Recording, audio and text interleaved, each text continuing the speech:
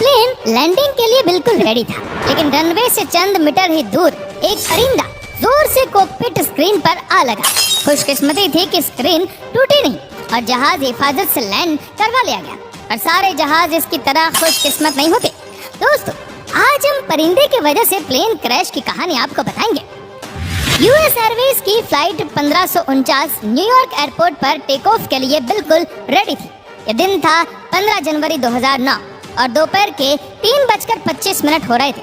1 minute बाद जहाज successfully take off कर गया और पायलट ने रूटीन के मुताबिक टेक ऑफ की खबर कंट्रोल टावर को भी भेज दी।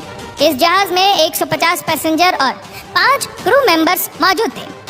अगले 2 मिनट तक जहाज मुसलसल ऊंचाइयां छूता रहा, लेकिन 2818 फीट की ऊंचाई पर पायलट ने कनाडा गेस का एक बहुत बड़ा झुंड अपनी ओर आते हुए देखा।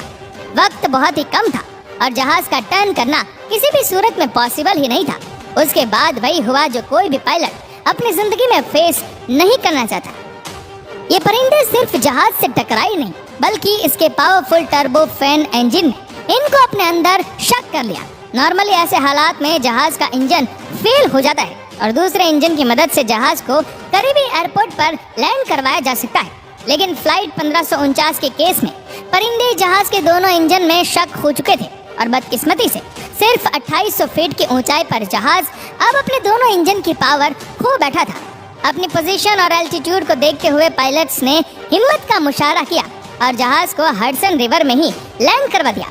मौके पर मौजूद बोट्स फौरन उनके पास आई और सारे मुसाफिरों और क्रू को रेस्क्यू कर लिया गया। इस हादसे को मिरेकल ऑन द हडसन के नाम से भी याद किया जाता है और ये एविएशन हिस्ट्री में पहला और शायद आखिरी ऐसा वाकया था जिसमें इतने कम एल्टीट्यूड में भी इंजन आउट होने पर एक भी इंसान की मौत नहीं हुई।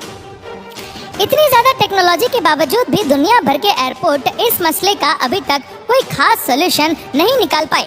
ये तो फिर भी परिंदों का पूरा झुंड था। आपको बता दें कि सिर्फ एक मामूली परिंदा भी पूरे जहाज को खासा नुकसान पहुंचा सकता है। न सिर्फ परिंदे, बल्कि जब प्लेन एयरपोर्ट पर ही होते हैं तो लोडिंग और अनलोडिंग के दौरान अभी तक कई हादसे रिपोर्ट हो चुके हैं, जिनमें जेट इंजन अपने करीब किसी भी चीज को खींच लेता है। यहाँ आपको बताते चले कि जेट इंजन से पहले जहाजों पर पिस्टन पर प्रोपेलर लगाकर थ्रस्ट पैदा किया जाता था। इन नॉर्मल इंजन का एक मसला था कि ये इतना ज्यादा थ्रस्ट पैदा नहीं कर पाते थे और जाहिर है कि कम थ्रस्ट की वजह से प्लेन की स्पीड भी कम हो जाती है और वो ज्यादा ऊंचाइयों तक उड़ भी नहीं सकता है। दुनिया का पहला जेट इंजन 1930 में बनाया गया था। इस टेक्नोलॉजी के जरिए एक टरबाइन हवा को खींचता है, उसको कंप्रेस करता है और फिर उस कंप्रेस्ड एयर को फ्यूल के साथ मिलाकर जलाया जाता है। जलने के बाद इंजन के अंदर प्रेशर काफी हद तक बढ़ जाता है, जो एयरक्राफ्ट को तेजी से आगे पुश करता है। नॉर्मल इंजन के मुकाबले में जेट इंजन का वजन भी कम होता है। ये ज्यादा फ्यूल एफिशिएंट भी होते हैं, इनका थ्रस्ट भी ज्यादा होता है और इनकी आवाज भी पिस्टन इंजन के मुकाबले में बहुत कम होती है। मिसाल के तौर पर एयरबस A320 इंजन की बात की जाए तो अकेला इंजन 1 सेकंड में 1250 केजी हवा को अपने अंदर सक करता है। ये हवा इंजन की फ्रंट साइड से एंटर होती है। 1250 केजी का मतलब है कि अगर इंजन चल रहा होगा तो ये अपने सामने आने वाली किसी भी चीज को आसानी से खींच सकता है, जिसमें कोई लगेज भी हो सकता है, कोई पेड़ हो सकता है, कोई क्रू मेंबर या फिर कोई छोटी मोटी गाड़ी भी। अब ये तो हमने बात की जेट इंजन के अंदर जाने वाले हवा के प्रेशर की।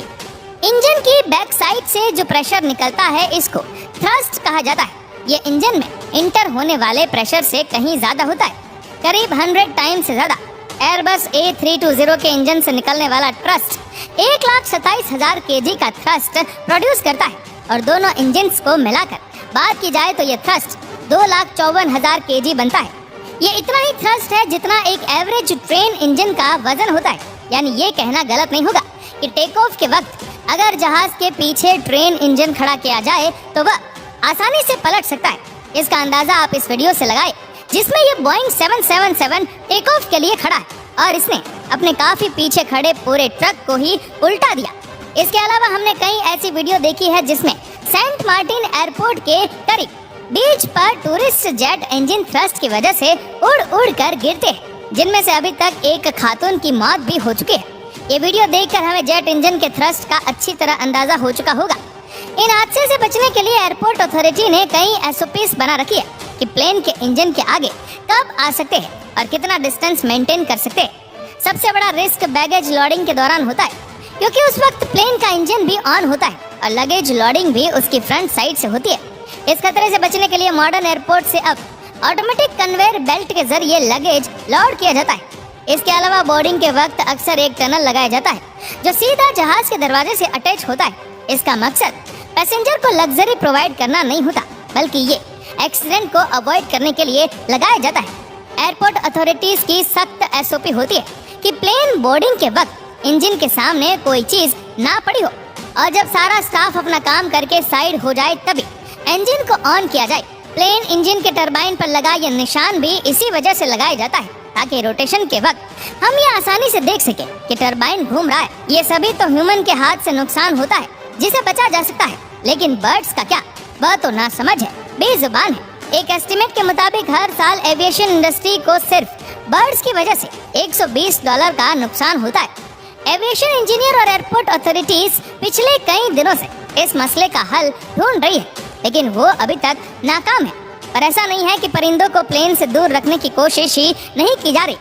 यही वजह है कि हमें एयरपोर्ट्स के कंपाउंड में दरख्त नजर ही नहीं आते, खास तौर पर रनवे के आसपास, क्योंकि वह दरखास्त ही है जिन पर परिंदे आकर बैठते हैं या अपने घोंसले बनाते हैं। एयरपोर्ट शायद वाहिद ऐसी जगह है जहां मास लेवल पर परिंदों को भगाने की कोशिश की जाती है। कहीं गन शॉट्स फायर करके उनको डराया जाता है, कहीं स्टेचू खड़े किए जाते हैं या फिर कहीं शिकारी जानवरों की आवाजों को लाउड स्पीकर पर चलाया जाता है। कहीं एयरपोर्ट पर तो शिकारी कुत्तों और बाज को रखा जाता है ताकि वो कंपाउंड पर किसी परिंदे को भी नहीं आने दे।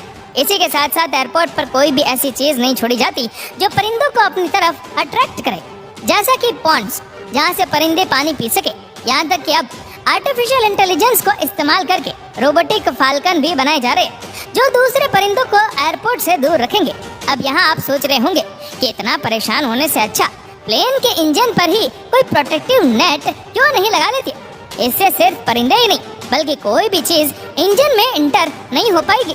असल में ये जेट इंजन इतनी ज्यादा क्वांटिटी में एयर शक करते हैं कि इनके आगे अगर नेट लगाई गई तो उससे एयर फ्लो काफी हद तक डिस्टर्ब हो जाएगा। उसके अलावा परिंदा बेसिक ही इंजन के अंदर जा नहीं पाएगा, लेकिन हवा के खिंचाव की वजह से वह इसी नेट के साथ चिपका रहेगा, जो कि एयर फ्लो को मजीद डिस्टर्ब करेगा। ज्यादातर परिंदे जहाज से सिर्फ टेक ऑफ और लैंडिंग के दौरान टकराते हैं, क्योंकि वह ज्यादा ऊंचाई पर उड़ नहीं सकते।